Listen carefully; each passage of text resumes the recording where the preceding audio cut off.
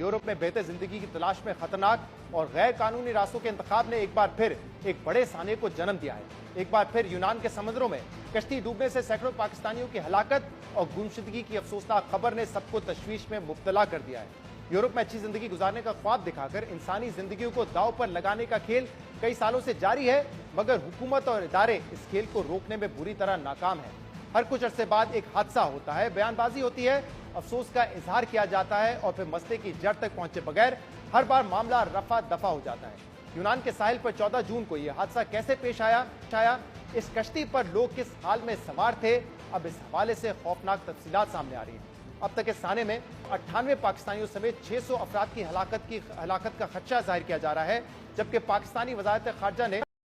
पाकिस्तानियों के महफूज होने की तस्दीक की है। 10 जून को माहीगिरी के लिए इस्तेमाल होने वाली ये कश्ती लीबिया से इटली की तरफ रवाना हुई थी और जुनूबी यूनान के साहिल पर पहुंचकर ये कश्ती उलट गई, जिसमें 100 बच्चों समेत तकरीबन 750 अफराद सवार थे, जिसमें कम से कम 310 पाकिस्तानी भी शामिल थे। इटली पहुंचने से पहले यूनान के जनूब में गहरे समंदर में ये कश्ती कैसे डूबी, इस बारे में मुतज़ाद दावे किए जा रहे हैं। बाज़ गैर मुल्की मीडिया रिपोर्ट्स और कुछ ऐनी शाहिदीन का दावा यह है कि हादसा यूनानी हुकाम की गफलत की वजह से पेश आया। यूनान कोस्ट गार्ड्स ने बीच समंदर में इस कश्ती से रस्सी बांधी, जिसकी वजह से कश्ती तवाजुन बरकरार ना रख सकी और डूब गई, जबकि कश्ती में मौजूद अफराद मदद के लिए पुकारते रहे। मगर दूसरी तरफ यूनानी हुकाम का दावा है कि इंजन खराबी के बायस कोस्ट गार्ड ने कश्ती को रस्सी से खींचने की कोशिश की थी, मगर मुसाफिरों की मुजाहिमत की वजह से यह हादसा पेश आया। अक़वाम मुत्तहिदा के मुताबिक कश्ती में सवार 104 अफराद को बचाया जा सका है, 78 लाशें निकाली जा चुकी हैं, जबकि बाकी अफराद अभी तक लापता हैं।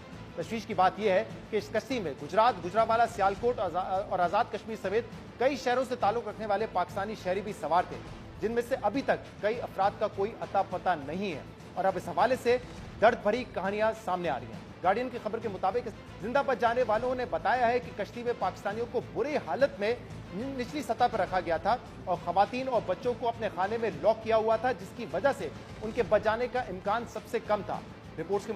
मुताबिक पाकिस्तानी शहरियों को पानी पीने से भी रोका गया था और बाहर निकलने की कोशिश पर उन्हें तशद्दुद का भी निशाना बनाया गया। कश्ती की हालत इतनी खराब थी कि डूबने से पहले ही कश्ती में सवार 6 अफराद सिर्फ प्यास की वजह से अपनी जान खो बैठे। खबर के मुताबिक मोहम्मद यूनुस नामी पाकिस्तानी ड्राइवर, जो बरतानिया में रिहाइश पजीर है, उसने अपने भाई समेत 45 रिश्तेदारों को इस साने में खो दिया है और ऐसी कई अनगिनत अफसोसनाक कहानियां हैं, दास्तानें हैं जो सामने आ रही हैं। ये वो सानिया है जिस पर हमें आंखें खोलने की जरूरत है। वजीर आजम शहबाज शरीफ ने साने पर कल यौम सोग का ऐलान किया है और तहकीकात के लिए 4 रुकनी कमेटी तश्कील दी है, जबकि इंसानी स्मगलिंग में मुलविस गैंग के खिलाफ मुख्तलिफ शहरों में क्रैकडाउन भी शुरू कर दिया गया है, जिसके बाद आजाद कश्मीर में 10 मुलजिमान को गिरफ्तार किया गया है, जबकि FIA ने कराची एयरपोर्ट से एक एजेंट को गिरफ्तार किया है। वजीर आजम अब इस बारे में तहकीकाती कमेटी तश्कील दे रहे हैं, मगर अलमिया यह है कि इस किस्म का हादसा पहली बार पेश नहीं आया, लेकिन हम शायद कार्रवाई करने से पहले किसी बड़े साने का इंतजार करते रहते हैं। रवां साल फरवरी में भी इटली के साहिल पर इसी किस्म का एक हादसा पेश आया था, जिसमें 2 दर्जन से ज्यादा पाकिस्तानी हलाक हुए थे, जिसमें हॉकी और फुटबॉल की साबका खिलाड़ी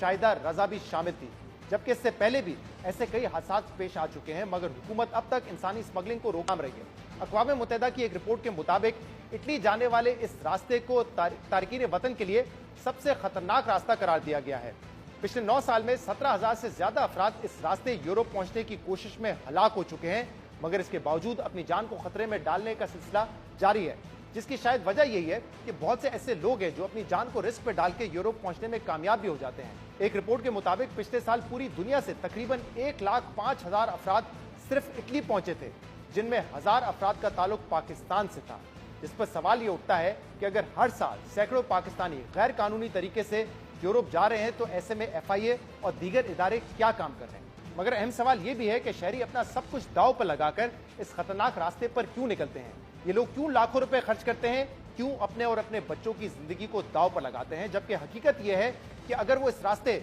यूरोप पहुंच भी जाएंगे तो इसके बाद भी उनका मुस्तकबिल बेहतर नहीं होगा, बल्कि वहां छुप छुपा कर जिंदगी गुजारने पर वो मजबूर रहेंगे और कई तो गिरफ्तार हो जाएंगे या फिर उनको डिपोर्ट कर दिया जाएगा, लेकिन अच्छी जिंदगी मिलने की उनके पास कोई गारंटी नहीं होगी।